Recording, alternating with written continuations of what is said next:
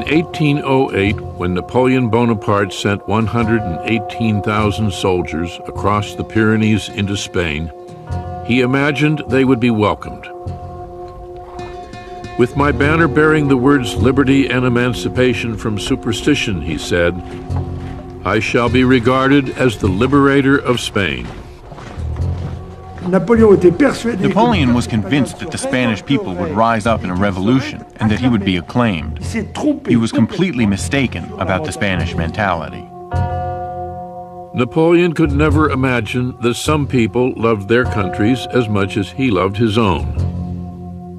It was a failing compounded by arrogance and pride that would bring about his downfall.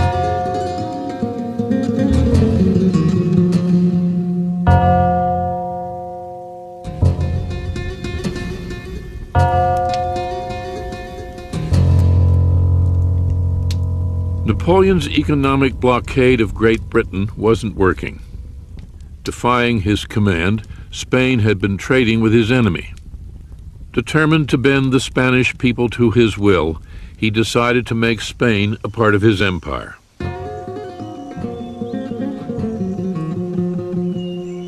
L'Espagne, à cette époque, était dans un état d'avancement. Spain at that time was far behind all the other countries in Europe.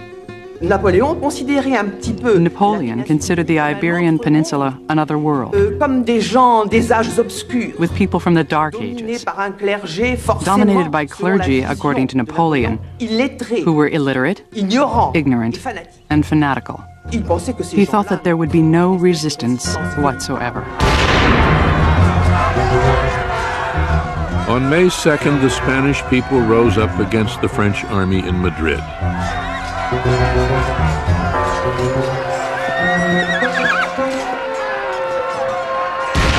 By nightfall, 150 French soldiers were dead.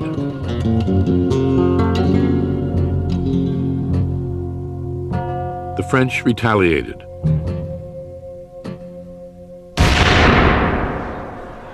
Killing thousands of Spaniards. It was the start of a brutal, no-holds-barred war, marked by savagery on both sides.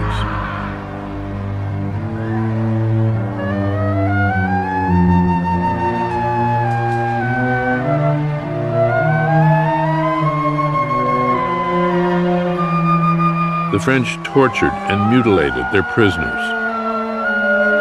The Spanish did the same.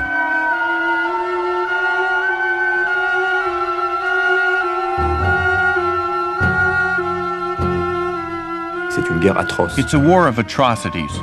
C'est une guerre qu'on a appelée la guérilla. It's guerrilla war. The word comes from this time. The French army has never fought this kind of war. Pas du tout la guerre. Not at all the glorious war that they fought elsewhere. At this point, you begin to see a failure of Napoleon's judgment. He had somehow lost a sense of proportion. He gets into Spain, and he won't give up. Thousands died, but there was no decisive victory. Napoleon would keep his armies in Spain for 5 years, unable to break the will of the Spanish people.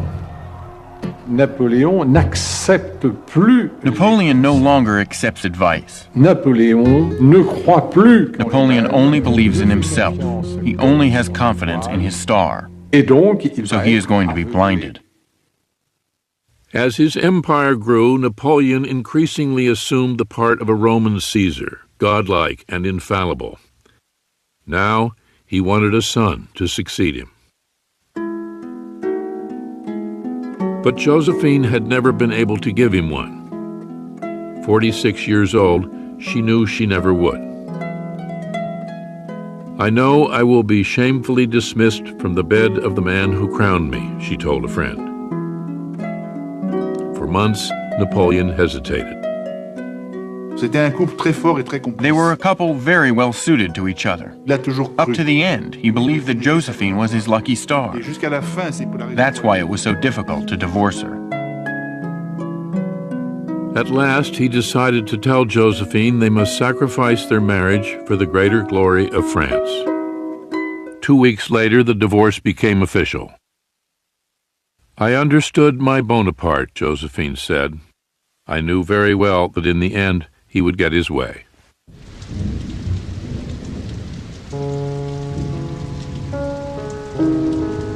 Josephine went at once to Malmaison.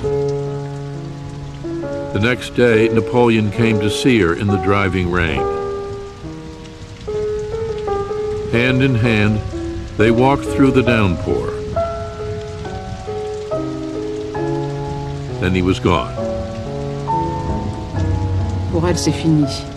For her, it's over. Elle ne sera plus l'impératrice. She will no longer be Empress Josephine. Mais Napoléon n'a pas non plus. But Napoleon doesn't want this break either. Il tient à Joséphine, il l'aime. He's attached to Josephine. He loves her. Et donc and it's difficult for him too. Napoleon gave Josephine Malmaison and an allowance of 3 million francs a year. Now he was free to find a new wife and father an heir to his throne. "I want," he said, "to marry a womb." He cast his eye on the Archduchess Marie-Louise, the 19-year-old daughter of his old enemy, the Emperor Francis I of Austria. Marriage to Marie-Louise would ally him with the Habsburgs, one of the great reigning families of Europe. But the young woman despised Napoleon. Just to see the man, she wrote in her diary, would be the worst form of torture.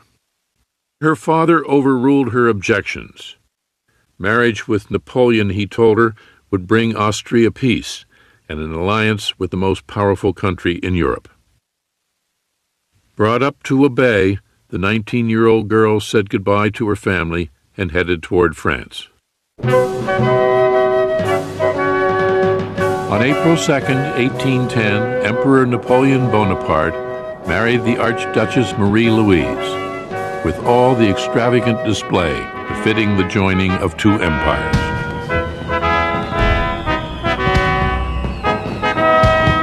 "He loves me very much," Marie-Louise wrote her father, "and I respond to his love sincerely. There is something very fetching and very eager about him that is impossible to resist." Napoleon must have wondered if he was dreaming. He was marrying a Habsburg. He was becoming allied with one of the oldest and most venerable monarchies in Europe.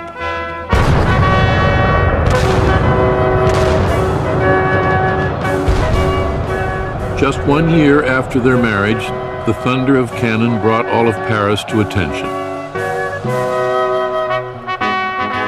Marie-Louise had given birth to a baby boy.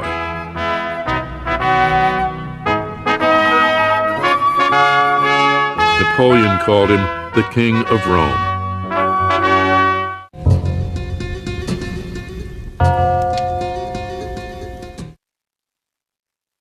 With a son and a devoted wife, Napoleon seemed transformed.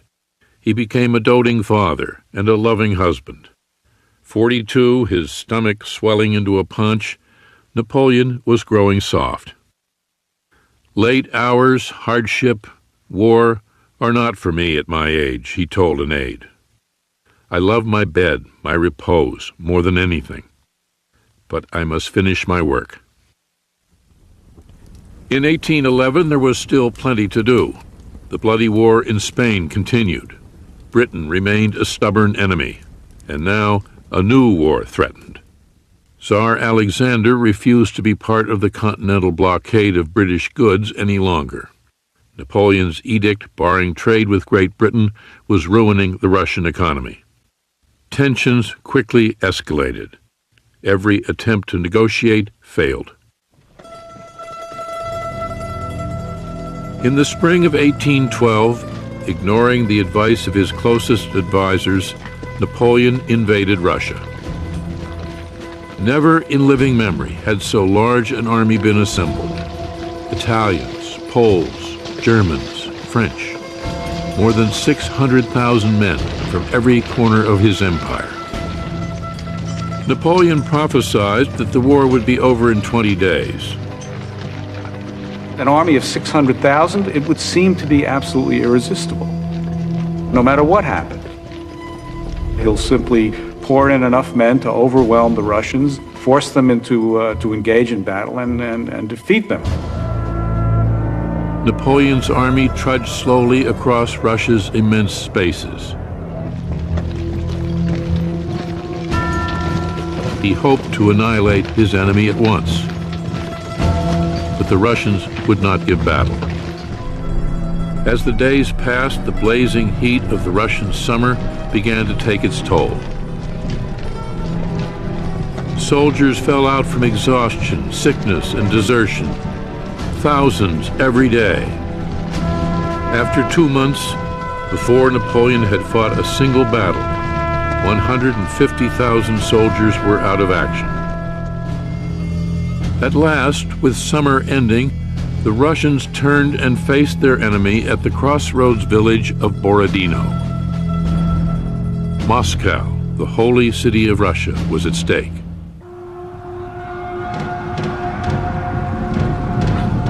The Battle of Borodino was a brutal slugfest. Napoleon threw his enormous army at the Russians in a frontal assault, showing little of his old strategic subtlety.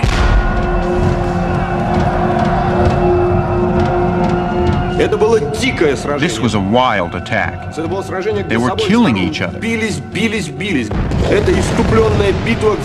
were deaths without stop.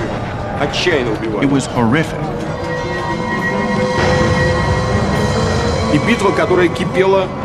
The battle began at 6:30 in the morning and lasted until 3 in the afternoon.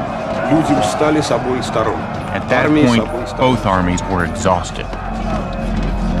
The Russians fought the Emperor's armies to a standstill.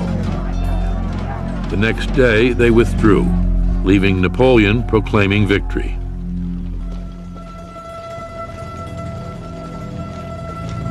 Moscow was at his mercy, but the Russians refused to make peace. As Napoleon's army entered the city, he found it almost deserted. That night, Moscow began to burn. Mountains of red, rolling flames, Napoleon recalled later, like immense waves of the sea. Oh, it was the most grand, the most sublime, and the most terrifying sight the world ever beheld. The Russians burned Moscow themselves. And when Moscow went up in flames, this was the worst blow to Napoleon's army. Napoleon couldn't stay in Moscow. Fearing the approach of winter, but reluctant to abandon his conquest, Napoleon wrote the Tsar proposing negotiations. The Tsar responded with icy silence. After 5 weeks of waiting, Napoleon bitterly ordered his soldiers home.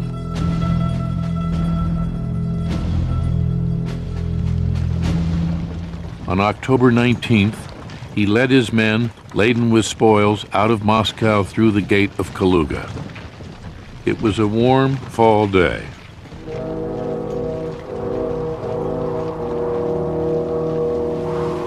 Three weeks later, it began to snow. The Russian winter had arrived early. Temperatures fell to 22 degrees below zero. Napoleon's soldiers froze in the open countryside. Our lips stuck together, one soldier wrote. Our nostrils froze. We seemed to be marching in a world of ice. Food ran out. Horses died by the thousands. Hungry soldiers quarreled over the horseflesh. They were fighting starvation, cold, fatigue, disease, and the Cossacks. The Cossacks harried Napoleon's flanks, tearing at his army as if it were a wounded animal. The army is being eaten away because it is being attacked on all sides. So the army fell apart, little by little. The French army no longer existed as a fighting force.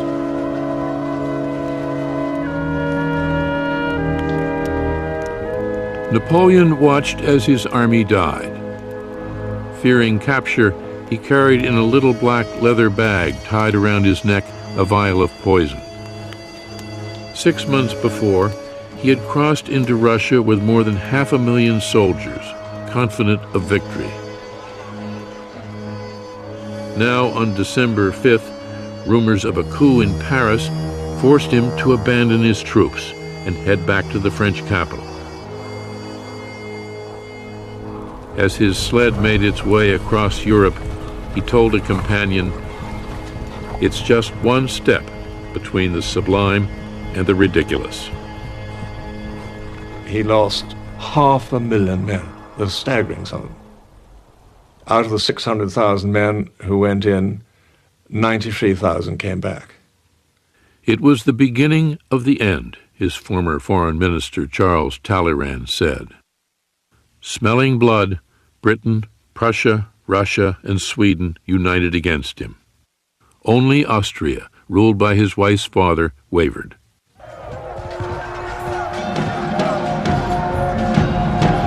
Clinging to the hope that one decisive battle could turn his luck around, Napoleon rallied France for yet another campaign in Central Europe. He just was fighting here, fighting there, fighting the next place, hopelessly outnumbered. Could never win, but still fighting like mad. In the fall of 1813, the Allies caught Napoleon at Leipzig, where they outnumbered him 2-1, and punished his armies in a bruising battle that lasted 3 days.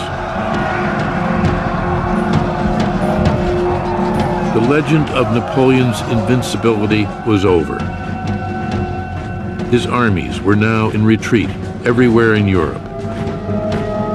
A year ago, he said, the whole of Europe was marching alongside of us.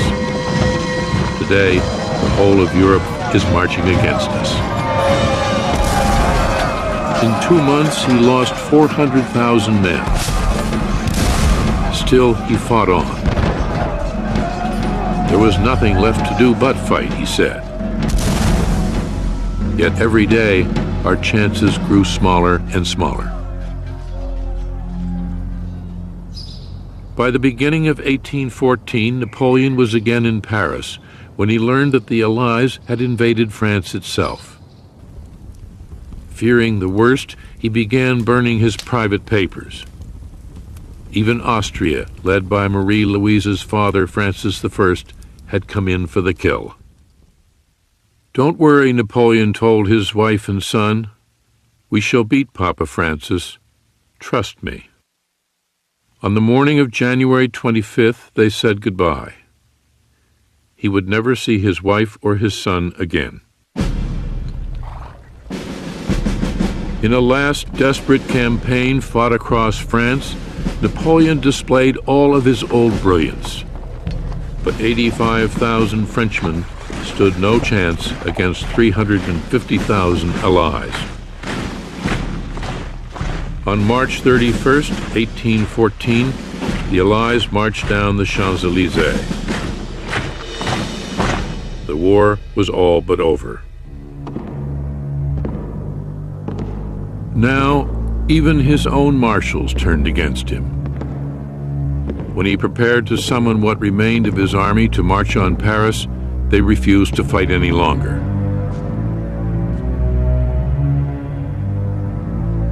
On April 12, 1814, Napoleon picked up a pen and renounced his throne.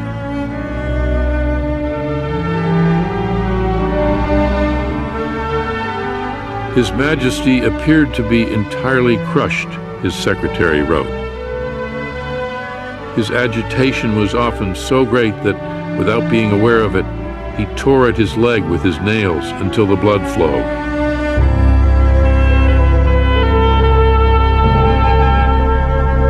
That evening, he emptied the contents of a leather pouch into a glass of wine and drank it.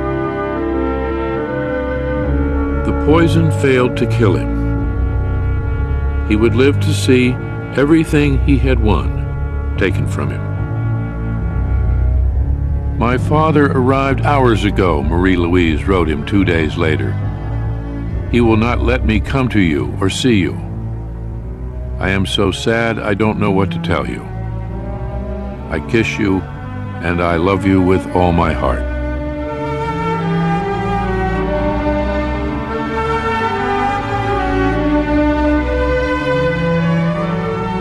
On April 20th, Napoleon strode down the stairs at Fontainebleau to address his soldiers one last time.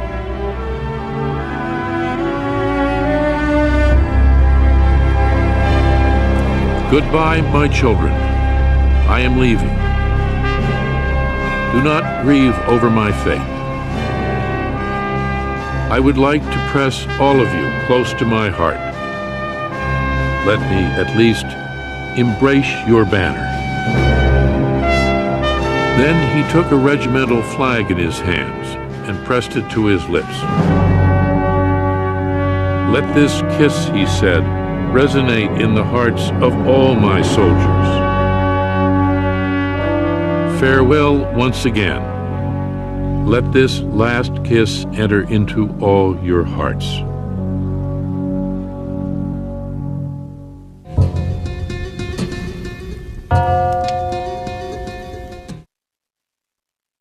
A British warship carried Napoleon into exile. Just 45 years old, he had won, then lost an empire. As he sailed across the Mediterranean, he came within sight of Corsica, a bitter reminder of how far he had come and how great was his fall.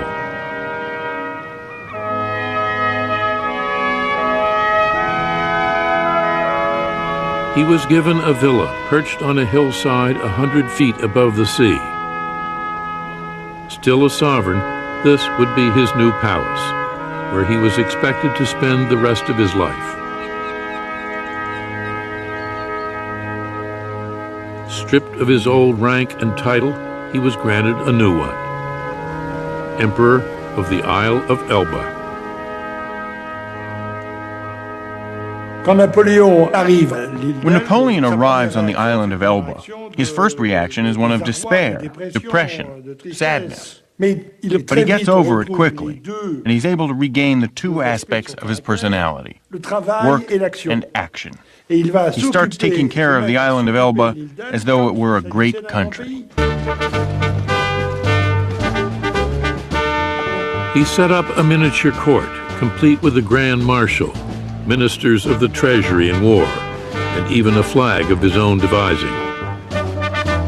He planted olive and mulberry trees, paved the streets, organized a regular collection of garbage, and let it be known that his subjects, the island's 13,000 peasants, should sleep no more than 5 in a bed.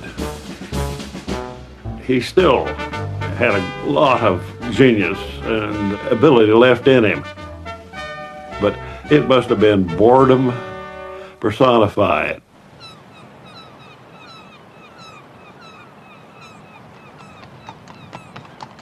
Napoleon spent his days on horseback, exploring Elba's meager resources. Often he climbed to his favorite spot on the island, a mountain looking out across the Mediterranean. There, he would spend hours gazing toward Corsica. His connections to the past had been severed.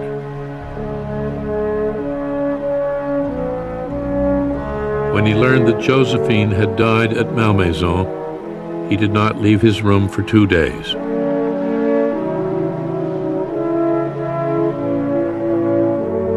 As the weeks passed, Napoleon grew bored playing at Emperor of Elba.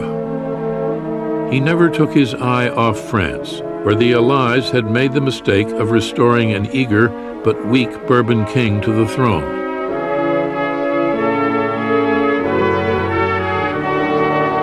King Louis XVIII had neither Napoleon's charm or charisma. France had a constitutional monarchy now, but with royalists threatening to abolish the gains of the revolution and the economy floundering, the king soon became unpopular. For 10 months, Napoleon watched and waited. Then, on February 26, 1815, he slipped off of Elba with a handful of soldiers and eluded British and French warships. After making a mistake or suffering a misfortune, he said, "The man of genius always gets back on his feet." Once ashore, only the king's army would stand between Napoleon and Paris. 6 days after landing in France, he confronted a regiment of infantry ordered to bar his way. Napoleon advanced alone to meet them. "Soldiers," he cried, "if there is one among you who wants to kill his general, his emperor, here I am." Suddenly the soldiers began cheering wildly. "Long live the emperor! Long live the emperor!" 2 weeks later, Napoleon was in the French capital, and Louis XVIII had fled. The news hit Europe like a bombshell. The devil, his enemies said, has been unchained. And again, the mystique of Napoleon. Here's the emperor. Vive l'empereur, they shouted all the way to Paris. But it was really sort of crazy. He hadn't got a hope. For months after Napoleon's abdication, the Allies had been at odds with one another as they met in Vienna to hammer out an agreement to determine the shape of post-war Europe. Now, Great Britain, Prussia, Austria, and Russia united once again. They declared Napoleon an outlaw, an enemy and a disturber of the tranquility of the world, and readied their armies for war. Il avait toute l'Europe contre lui. All of Europe was against him. There wasn't a chance of France beating this coalition arrayed against it. Pressé contre elle. By the end of May, the British and Prussians had 2 armies in Belgium. Austrian and Russian soldiers were on the way. Napoleon's only hope for survival was one last desperate gamble. He planned to drive a wedge between the British and the Prussians and defeat them before the Austrians and the Russians could arrive. Napoleon raised an army and marched toward Waterloo. Napoleon's fate would be decided on a field of rye and clover, 1 mile long and 3 miles wide. Waiting for him was Great Britain's most formidable soldier, the Duke of Wellington.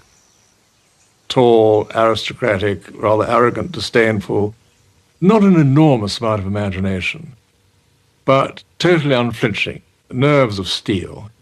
He knew his army, and he knew what they would take, and he knew how to deploy them, and he was superlative on the defensive. Wellington commanded 68,000 men, but he was counting on 72,000 more. The Prussians, led by Marshal Blücher von Ballstadt. Blücher's greatest wish was to capture Napoleon and have him shot. With Blücher and the Prussians by his side, Wellington would outnumber Napoleon 2-1. The Duke impatiently waited for the Prussians to arrive. Wellington said to Blücher, "For the love of God, come as fast as you can. We'll fight the last moment to the last man." But Blücher was still many miles from the battlefield, and Napoleon had sent a sizable force of his own to intercept him. It was not clear whether Blücher would get there on time or at all.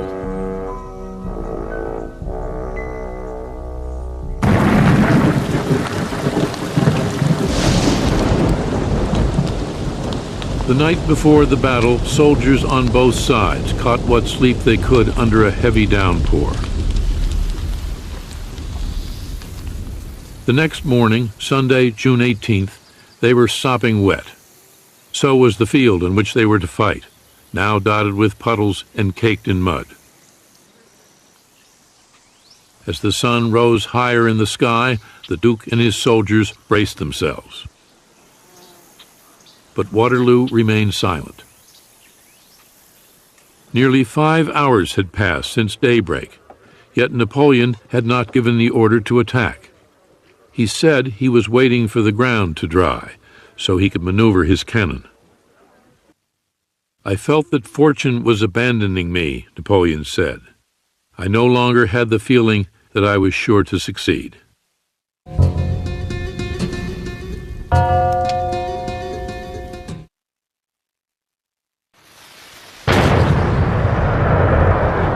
Finally, at 11:30, Napoleon's artillery opened fire. His battle plan was simple. Wellington's men occupied the outlying farm buildings on both flanks and the crest of a ridge in the center. To break them, Napoleon ordered no elaborate maneuvers. He would stake everything on a massive frontal attack. He meant to attack Wellington first, and the quicker the better. He thought Wellington would run for his ships. Then he would turn around and blast Blucher. Shortly after midday, Napoleon ordered a barrage of his most powerful cannon. 74 guns steadily lobbing cannonballs at Wellington's center. But Wellington had ordered his soldiers to take cover behind the crest of the ridge on which they stood, beyond the reach of the French guns. Napoleon's motto was never attack a man in a prepared position. But here he has no choice. He's got to get Wellington out. Napoleon's soldiers charged. The British counterattacked, driving the French back in confusion. The French cavalry was destroyed, but the English center appeared on the verge of collapse.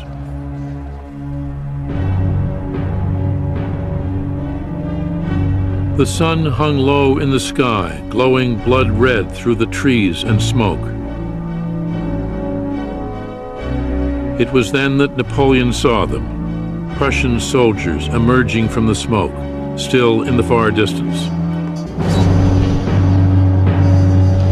He called for the Imperial Guard, the most feared of all his soldiers. Throughout the fighting, he had held them in reserve. Now, he sent them forward.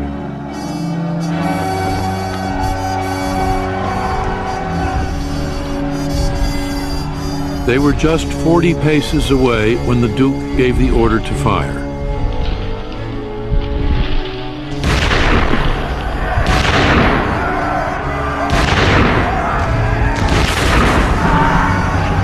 In less than a minute, 400 Frenchmen fell.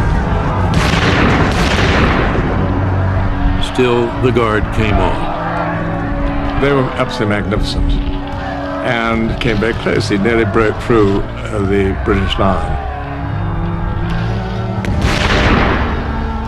But it was too late. The first time in the whole history of the Napoleonic Wars, the Guard was seen to falter and then eventually fall back, shouting, "Sauve qui peut," every man for himself. And then the word ran through the army, "La Garde recule," the Guard is retreating. Wellington snapped shut his telescope, took off his hat, and waved it. "No cheering, my lads," he said. "Forward and complete your victory." As the Guard fell back, panic spread through the ranks of Napoleon's army. And then disaster was upon them. The Prussians were in the field. The Prussians really was the last drop of water that tipped the bucket over. Napoleon had to draw forces from his center to deal with Blucher. Blucher won the battle. If Blucher hadn't been there, I don't think Wellington would have made it. "A damn nice thing," Wellington said later. the nearest run thing you ever saw in your life.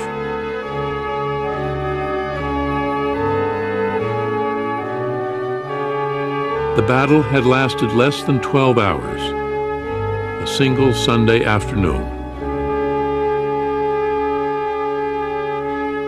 The field bloody with the wounded and the dead, Napoleon tried in vain to rally his men, then turned his back on the catastrophe and escaped.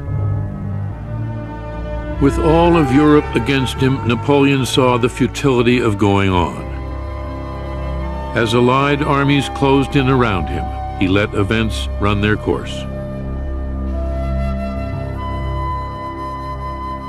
On June 22, 1815, 4 days after the Battle of Waterloo, he abdicated his throne for the second time. With no hope of escape, he put himself at the mercy of Great Britain. He wished, he said, to reside in a country house near London. The British turned him down.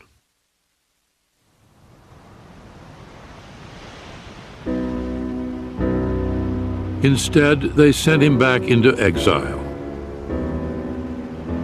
This time, they took no chances that he would return. Allowing him a small group of loyal followers, they chose a far-flung outpost of their empire, a slab of volcanic rock in the South Atlantic Ocean, one of the most remote places on Earth, St. Helena. When Napoleon sees this fortress for the first time, he understands everything. He knows at this moment, this is going to be his grave.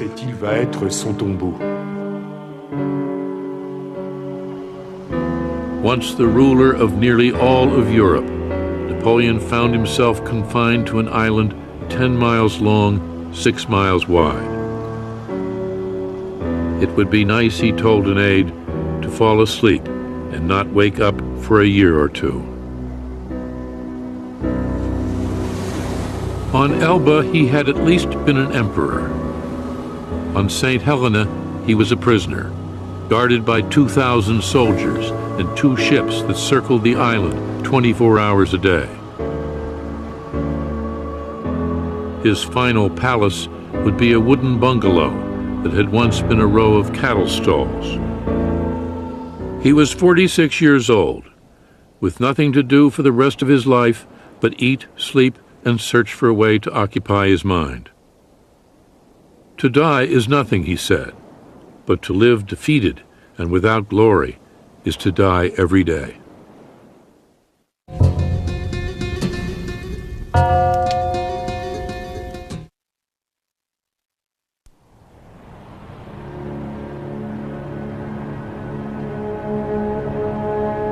Stripped of every vestige of power, on this windswept island lost in the Atlantic, Napoleon fought the endless boredom of his days.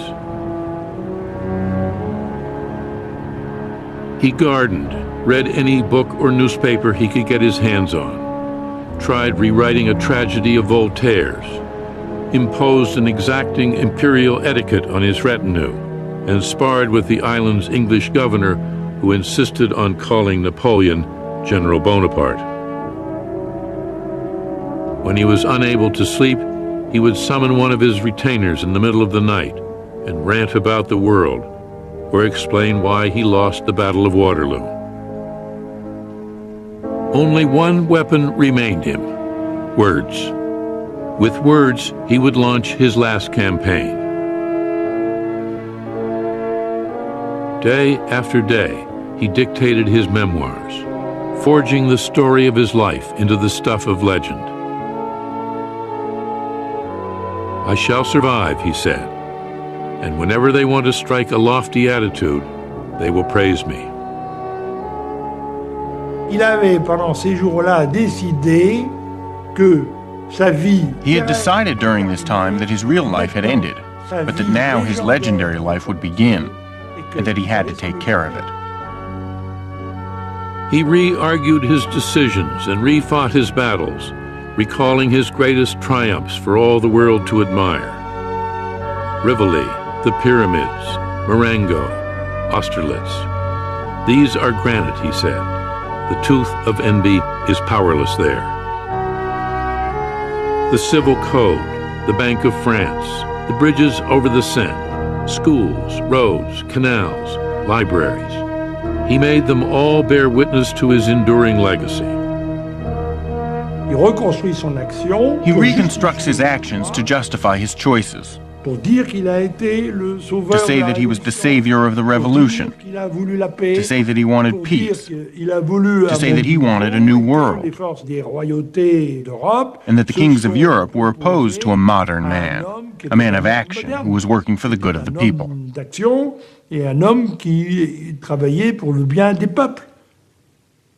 He had little else to do but fight the battle of his image, of his reputation. And it was an extremely successful campaign.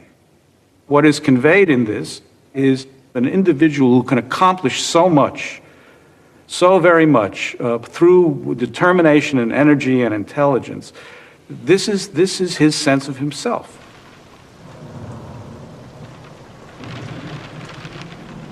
As time wore on, his health failing, Napoleon at last gave way to boredom and then despair. He really felt this sadness falling little by little, like a drop of acid which finally corrodes your soul. I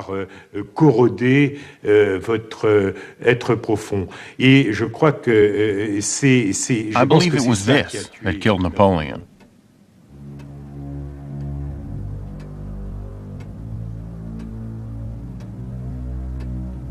Napoleon lasted 5.5 years on St. Helena. On May 5th, 1821, he died, deliriously whispering, "France, Army, Chief of Army, Josephine." He was 51 years old. As he had willed it, his life entered into the world's imagination. Even his exile became a glorious martyrdom. St. Helena, his crown of thorns, the last station of his cross. My downfall, he said, raises me to infinite heights.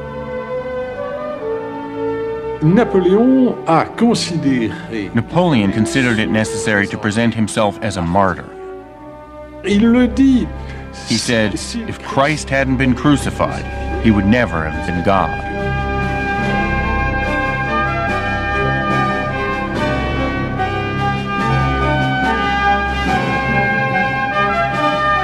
As the years passed, his story told and retold, the love of power, the tyrannical nature of his rule, and the 3 million soldiers who had died in wars that had brought him glory, did nothing to tarnish the brilliance of the legend he had created. Napoleon, through his writing, was able to create loyal, fervent followers. It's extraordinary.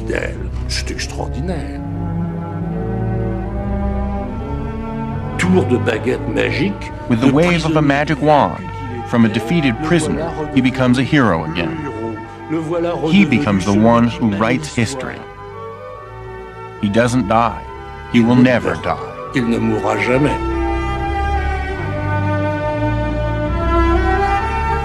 Everything on earth is soon forgotten, Napoleon said, except the opinion we leave imprinted on history.